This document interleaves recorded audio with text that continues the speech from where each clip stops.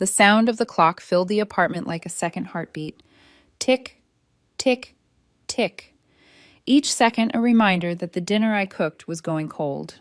2 plates, 2 glasses of wine, only 1 chair pulled out. The pasta had started to stick together, and the candles burned too low to look romantic anymore. I leaned back, exhaled, and whispered to no one, "Patience, Ashley. You've always had patience." That was supposed to be my strength, being the calm one, the one who didn't raise her voice, who waited, who believed love was a plant that just needed time and light. But lately, it felt like I'd been watering something already dead. My name is Ashley Harbaugh. I'm 29 years old, and for 3 years, I believed I was in a stable, balanced relationship. Isaac and I were the perfect contrast. I was the architect who thrived on structure and precision. He was a marketing consultant with a restless imagination and a tendency to act first, think later. He used to say I grounded him. Now he just said I limited him. That shift didn't happen overnight. It began in whispers, small things I almost missed. New clothes, different music. Sudden phrases that didn't sound like him, vibes, authentic energy, alignment. Then came the talk about his new workplace, open-minded, creative, different. He'd smile when he mentioned his coworkers, especially one name I kept hearing, Lena. At first, I didn't think anything of it.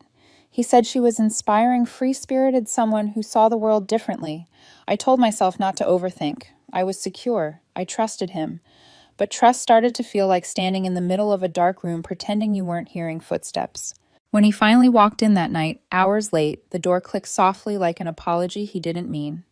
"Traffic?" I asked, trying to sound casual. He grinned, kissed the top of my head, and said, "Lost track of time."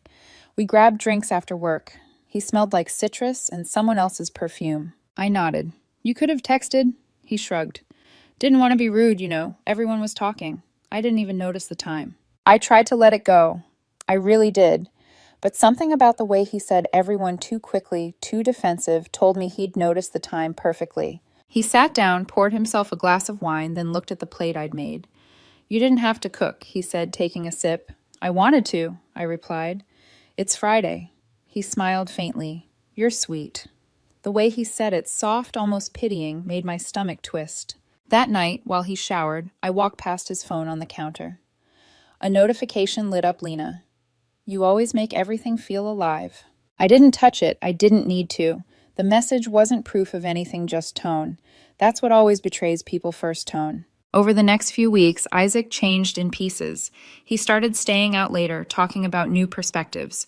He'd say things like, "Our generation doesn't need labels," or "People evolve, and that's okay." Once, when I reached for his hand in public, he pulled away gently and said, "Don't take this the wrong way. PDA just feels performative now." Performative, as if love needed an audience. I smiled through it.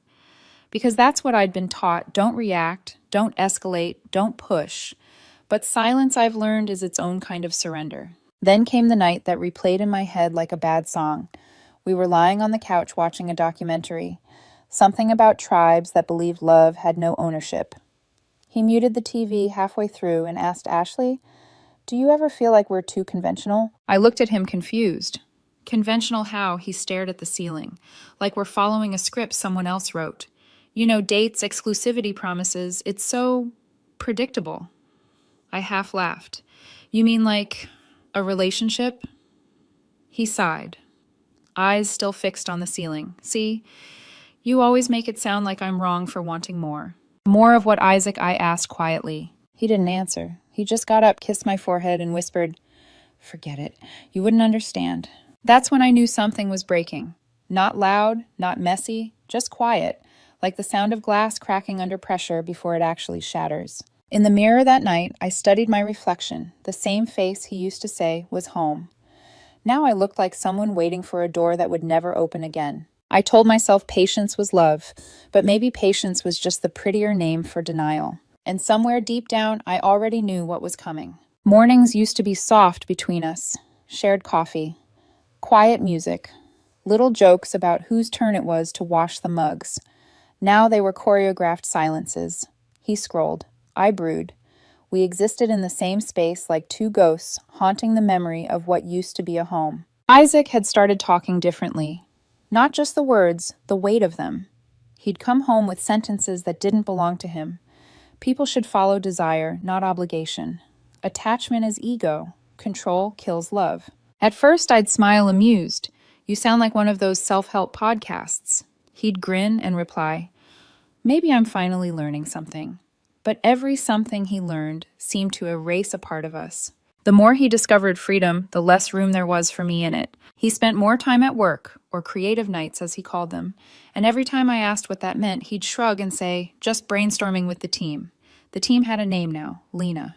I didn't ask questions, not because I didn't want to know, but because I already did. One night, I came home from a late project meeting and found Isaac on the balcony, wine in hand, music playing low. He didn't hear me at first. He was laughing softly into his phone, and then he said it, not my name, hers. He turned when he saw me. Hey, he said, casually lowering the phone. Didn't hear you come in. Who were you talking to? Just Lena. She's having a rough week. I stood there in the doorway, his face half lit by the city lights, and for a brief second I wanted to believe him. Because believing him was easier than admitting that something sacred was slipping away one phone call at a time. He gestured at the wine bottle. Want a glass? No, thanks. You sure it's that one you like? That one I like was for anniversaries. He paused, lips tightening. You don't have to make everything sound so heavy, Ashley. Heavy. That's what love becomes when one person stops carrying their half. The next weekend, he asked if I wanted to go with him to a coworker's art show. I said yes, before realizing he didn't actually mean with me. I'll probably just meet people there, he said when I got ready.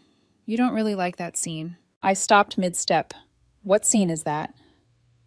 He smiled like I was being dramatic. The uninhibited kind. He left smelling like excitement and possibilities.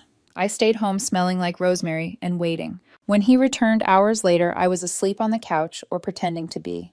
He whispered into his phone as he walked past. I heard the smile in his voice.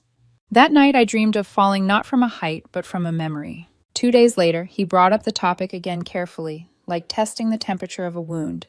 We were eating dinner. He set down his fork and said, Do you ever think maybe people aren't meant to be with just one person? I looked up. You mean emotionally or physically? He shrugged. Both. I mean, love shouldn't be ownership, right? I put down my glass. Is this about Lena? His fork clinked against the plate. God, you always assume the worst. Can't I just talk about ideas without you making it personal? Because it is personal, I said quietly. You don't talk about abstract freedom while someone else is in your bed. He froze. You think I'm sleeping with her? I didn't blink. Are you? The silence was sharp. He laughed once bitterly. You're too traditional sometimes. Traditional, I repeated. You mean loyal? He stood up, pacing. See, this is what I mean. You box everything in with labels. You need to grow a little, Ashley. I stared at him calm and cold. Grow into what someone who calls betrayal spiritual growth. His jaw flexed. You're impossible when you get like this. When he slammed the door that night, the sound didn't echo like it used to. It just landed, like the final nail in something that had already died weeks ago. Days turned into patterns work. Silence, small talk, avoidance. We stopped kissing goodnight. Stopped texting during the day. Stopped being we. Every evening, I'd pass the mirror by the hallway, and each time I saw less of myself and more of a woman learning to stand still while everything around her collapsed. But then one night, while brushing my teeth, I caught my reflection and said aloud, maybe he's right. Maybe I am too traditional. The thought hung in the air, absurd but freeing, because it wasn't a weakness. It was a choice to love with boundaries, to stay loyal when it meant something. And if that made me traditional, so be it. I didn't know it yet, but that small thought, that moment of defiance, would be the seed of everything that came after. It was late past midnight when Isaac came home that night. The lights in the living room were dim, just enough to cast soft shadows across the floor. I'd left them on deliberately. I wanted him to see I was still awake. He froze when he saw me sitting on the couch, my laptop closed, wine glass untouched. Ashley. He said carefully, like testing the air. Didn't expect you to wait up. I noticed I replied my tone flat. He set down his keys and ran a hand through his hair. I was just at Lena's. She needed someone to talk to. I cut in. He blinked. She's going through something okay. So are we? I said softly. But you don't seem as interested in talking about that. He sighed and leaned against the counter. You always make it sound like a crime to care about someone else. No, I said, looking up at him. It's not caring I have a problem with. It's pretending that care isn't crossing a line. For a long moment, neither of us spoke. The hum of the refrigerator was louder than both our breathing. Then he walked over, sat across from me, and said almost too calmly, "I've been thinking about us. About love, what it really means." The speech. I'd heard parts of it before, little fragments after his late nights and self-discovery talks, but tonight it felt rehearsed, like he'd practiced it for an audience that wasn't me. "Go on," I said. He looked relieved, like I'd given him permission to deliver a sermon. "I think real love is about freedom, about not holding each other back.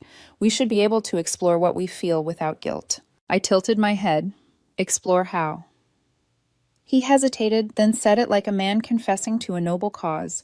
"If you really love me, you'd let me sleep with her." The words didn't hit like thunder. They landed quiet, sharp, surgical. I stared at him, waiting for the punchline. None came. He sat there watching my face, waiting for my reaction. When I didn't answer, he leaned forward. "Ashley, this is me being honest. This is what authentic love looks like. No cages, no control."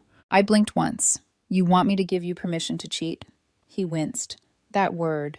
Why do you have to make everything sound ugly? "This isn't cheating. It's transparency. It's about truth." "Truth," I repeated slowly. "You want to sleep with someone else and still call it truth." He exhaled, frustrated. "You don't get it. It's not about the act. It's about the freedom. Love shouldn't mean possession." I almost laughed. "Isaac, I never possessed you. You walked in and out as you pleased. You just want me to bless it now so you can feel righteous." He stood, pacing, voice rising. "I thought you were evolved enough to understand everyone's experimenting with openness now.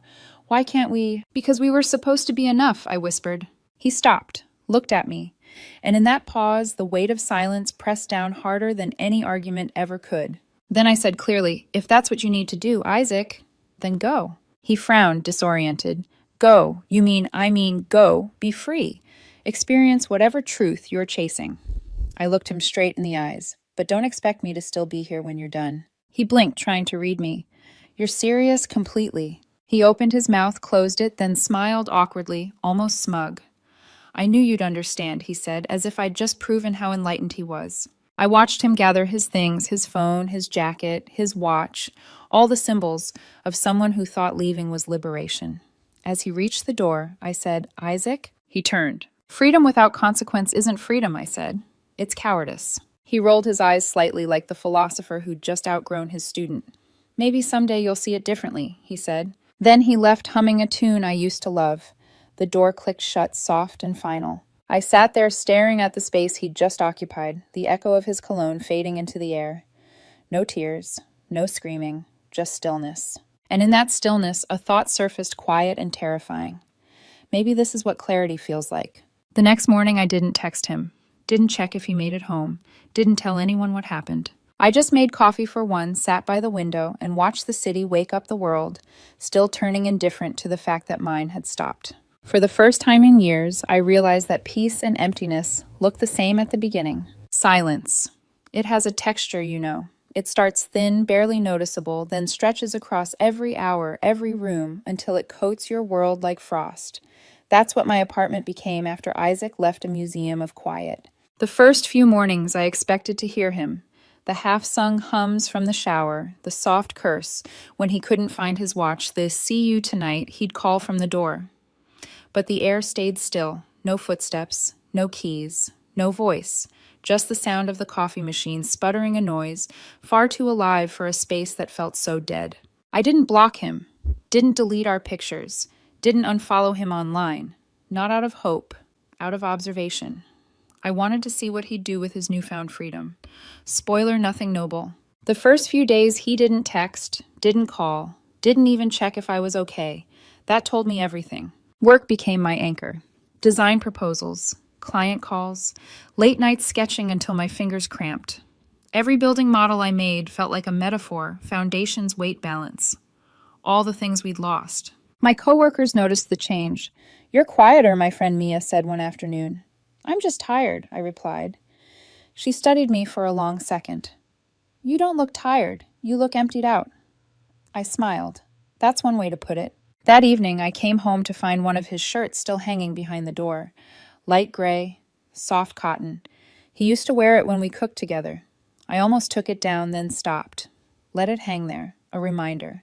Not of him, but of how easily people leave and how objects stay. A week passed, then another. No word from Isaac, but his shadow was everywhere. In the grocery store, I reached for his favorite cereal out of habit. At red lights, I caught myself glancing at the passenger seat, expecting him to make some dumb joke. At night, I rolled toward the cool side of the bed and still left space for someone who wasn't coming back. Healing doesn't announce itself. It sneaks in during small rebellions, like cooking for one without sadness, or sleeping through the night without checking your phone, or realizing you can breathe just fine without good morning texts. I wasn't angry anymore, not exactly. It was something quieter, colder, a kind of clarity I hadn't known before. The part of me that used to hope had gone still. One Saturday morning, while watering my plants, I noticed one of them, a small ivy, had started growing sideways instead of up. No matter how I turned it toward the light, it reached the other way. It made me think of Isaac always chasing some sun that didn't belong to him. I whispered, "You'll burn out there," before realizing I was talking to a plant. But maybe I wasn't. That same day, I got a message from a mutual friend. "Hey, saw Isaac last night at a bar with Lena. Looked rough." I didn't respond. I didn't need to. Because of course he looked rough. People always do when they finally get the thing they thought they wanted. By the 10th day, I noticed a shift inside me. The ache was still there, but duller. Like an old wound that no longer hurt, just reminded you where the knife went in. That night, I poured myself a glass of wine and opened the window. The city hummed outside, alive, chaotic, uncaring. I watched strangers cross the street below, each one carrying invisible heartbreaks of their own. And I thought maybe love isn't supposed to be a rescue. Maybe it's just supposed to be honest. I raised the glass toward the night and whispered, "To freedom." It didn't taste like revenge. It tasted like release. Still, I knew it wasn't over. Not really. Because men like Isaac always come back, not when they miss you, but when life stops applauding them. And when he did, I promised myself I wouldn't cry. I wouldn't yell. I'd simply stand in the ruins he made and let him see what peace looks like without him in it. It was a Thursday when his name finally lit up my phone again. Isaac. 2 weeks since he'd walked out humming like he'd just discovered enlightenment. I stared at the screen, letting it ring twice before answering. "Hey," I said, voice even. "Ashley, can we talk?" The sound of him was shaky thin, like someone trying not to break mid-sentence. I waited. I need to see you, please. I could hear noise in the background. Cars, wind, maybe fear. So I said what he didn't expect. "Okay, come by." When the doorbell rang that evening, I already knew what I'd see. Not the confident man who'd preached freedom 2 weeks ago. Not the dreamer who'd told me love should be limitless, but a hollow-eyed version of him dressed in guilt, drenched in panic. He stood at the door, holding his jacket in his hands like a shield. "Ashley," he breathed, almost relieved that I hadn't slammed it shut. I nodded once and stepped aside. "Come in." He hesitated before entering, as if the apartment itself might judge him. His eyes scanned the place, her mug still gone, the shirt behind the door, still hanging the plants greener than before. "Everything looks the same," he murmured. "That's the point," I said quietly.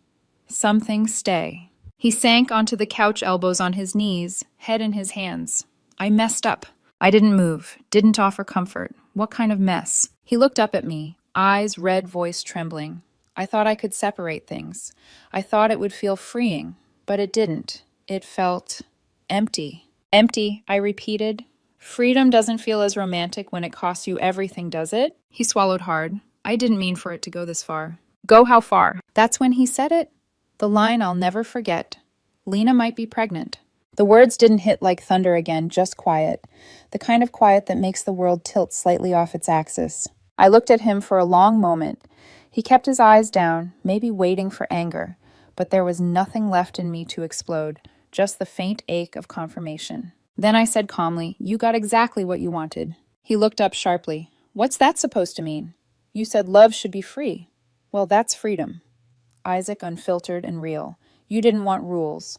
Rules are what stop things like this." He shook his head. "Don't talk like that. I didn't want this. I didn't mean—" "Of course you didn't mean it," I said softly. "You never mean the damage until it's done." He reached toward me, desperate. "Please don't do this. I know I hurt you, but I need you. I can't handle this alone." Something in me snapped, not in fury, but in finality. "You chose alone," I said. "You stood here and told me love meant letting you go." So I did. Tears streamed down his face now, and he covered them with his hands. I was wrong. I was so wrong, Ashley. I thought I was being brave. I thought I was learning something new. But all I learned is that freedom means nothing when there's no one waiting at home. I stood still, my voice calm and cold. You're not wrong about that part. He looked up at me, then eyes full of disbelief. You're not even angry, I was. For a while. Then I realized anger ties me to you. I don't want that anymore. He flinched as if I'd hit him harder than a slap. You don't mean that. I mean every word I said. You found your freedom. Now live with it. He tried again, desperate now. Please, Ashley, I still love you. You know that. I almost smiled. Love without respect isn't love, Isaac. It's just possession dressed up as philosophy. He buried his face in his hands, shoulders shaking. And for the first time since he left, I didn't feel pain watching him cry. I felt clarity. When he finally looked up again, his face was pale. So that's it. You're just done. I was done the night you asked for permission to betray me. He stood unsteady. I don't even know who I am anymore. You will, I said, when you stop defining yourself by who's willing to forgive you. He looked around the room one last time, maybe searching for the version of me who used to wait up for him, who'd have folded him into her arms despite everything. But she was gone. He opened his mouth to speak, but nothing came. Finally, he whispered, I'm sorry. I know, I said. Now go, be free. He turned toward the door. This time he didn't hum. He didn't say goodbye. He just left quietly like a ghost, leaving the house he used to haunt. When the door closed, I let out a breath I didn't know I'd been holding. And for the first time, the silence didn't ache. It soothed. Freedom, I realized, isn't the absence of love. It's the absence of chains. After Isaac left the second time, the quiet that followed didn't hurt anymore. It wasn't empty. It was earned. Peace had a new texture now. He'd taken chaos with him when he walked out the door, and in its place, I found space to breathe. Days began to stretch cleanly again. Mornings with sunlight slipping through the blinds instead of anxiety. Coffee that actually stayed warm long enough to finish. Music playing without every lyric feeling like a wound. Healing didn't feel like triumph. It felt like steady stillness. Like remembering who you were before someone convinced you that love meant endurance. A week later, Mia came over. She brought a bottle of white wine, and that look friends wear when they want to ask, but don't know if they should. I saved her the trouble. He came back, I said, setting out glasses. Her eyes widened, and he left again. What did he want? Forgiveness he hadn't earned. Mia studied me. And you didn't give it? I smiled faintly. I gave him silence. It's cleaner. We toasted without saying to what. Maybe to endings that finally stayed ended. Work felt lighter too. My sketches grew bolder, my designs more daring. One of my clients told me, there's more emotion in your work lately. I smiled because she was right. Pain leaves fingerprints on art, you just have to stop smudging them long enough to see their shape. Sometimes I still caught myself wondering where Isaac was, what he was doing, whether the pregnancy was real. But the questions no longer ached, they just passed through like weather. One night his sister called. Ashley, she said softly, I don't want to intrude, but Isaac's been staying at our parents' place. Things are rough. I didn't answer. She continued. He's a mess. He told them everything. Well, his version. I let the silence stretch. She sighed. He's not sleeping. Keeps saying he lost the only person who ever truly saw him. I looked out the window at the dark city sky. Maybe he's finally seeing himself, I said. That's a start. Her voice softened. He's sorry. Good, I said. That's for him, not for me. She didn't know what to say after that. Neither did I. We hung up quietly. Weeks turned into a rhythm. Work, gym, evening walks under streetlights. Simple things that had stopped being simple when I was with him. I planted new succulents by the window. They didn't need much, just space, light, and restraint. The kind of love that thrives when you stop overwatering. Maybe that's what I'd been all along, someone who watered what couldn't grow. Sometimes I'd pass places we used to go, the cafe where he'd write copy for campaigns, the bookstore where he once bought me a poetry collection he never read. It used to sting. Now it just felt like walking past old wallpaper, something that used to matter to a room I no longer lived in. One evening, Mia and I were at a rooftop bar. The skyline shimmered wind in our hair. City noise below us like a heartbeat. She leaned in. You look different. Different good or different bad? Good. Lighter.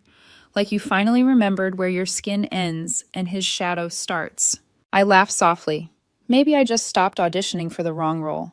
What role was that, she asked. The forgiving woman. The next morning, I woke up to sunlight across my face. I didn't check my phone immediately. Didn't brace myself for disappointment. Didn't wonder what version of Isaac would text me next. Instead, I brewed coffee, opened my balcony door, and let the cool air in. For the first time in months, I caught myself humming. It wasn't sadness anymore, it was rhythm. And somewhere deep inside, I realized that closure doesn't arrive with an apology. It arrives with acceptance. I didn't need to know if he was suffering. I didn't need to hear him say I was right.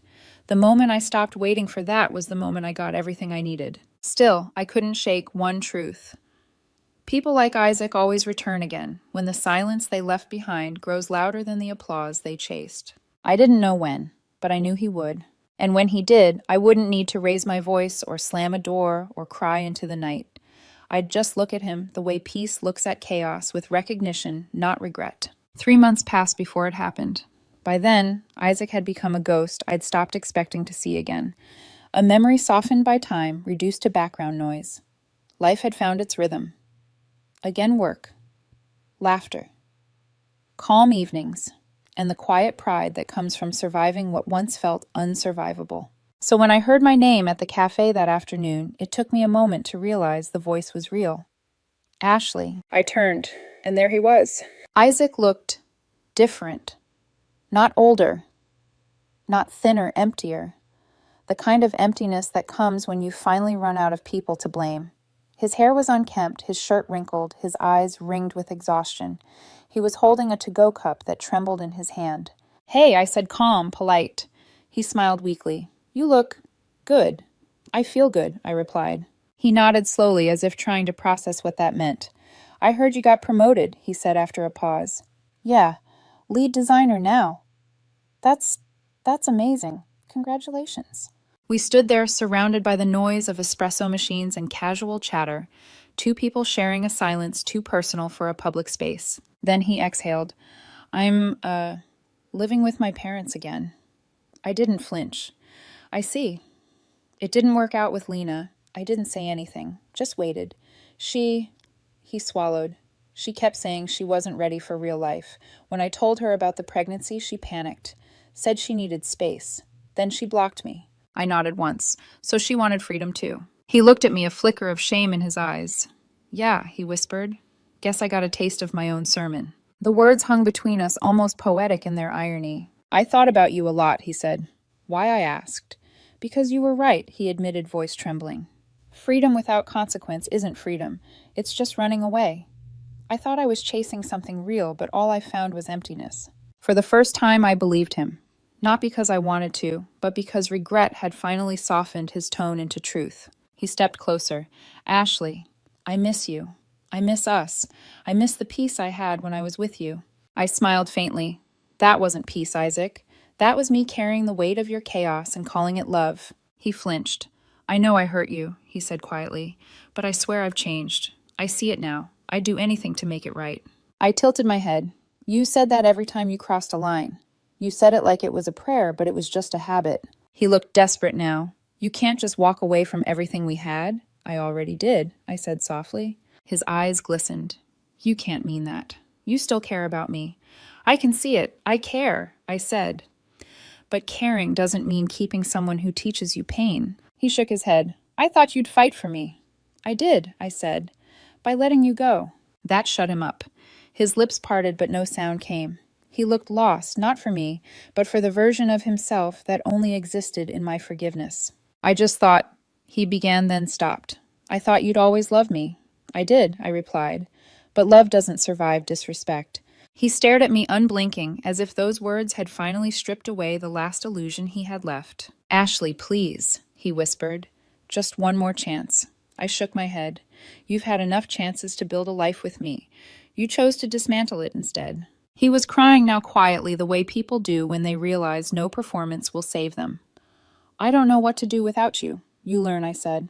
That's what I did. I picked up my coffee, the conversation ending as gently as it began. Goodbye, Isaac. He reached out as if to stop me, but then let his hand fall, and I could see the exact moment he realized there was nothing left to reach for. As I walked out into the sunlight, a breeze moved through my hair, cool and light, almost cleansing. I didn't look back. I didn't need to. Because closure isn't a door slamming. It's the sound of your own footsteps walking away without hesitation. That evening, I sat on my balcony, watching the city lights flicker alive one by one. And for the first time, I didn't feel like I was surviving something. I felt like I was living again. My last thought before bed was simple. Peace doesn't come when they apologize. It comes when you no longer need them to. And finally, after everything, I was free.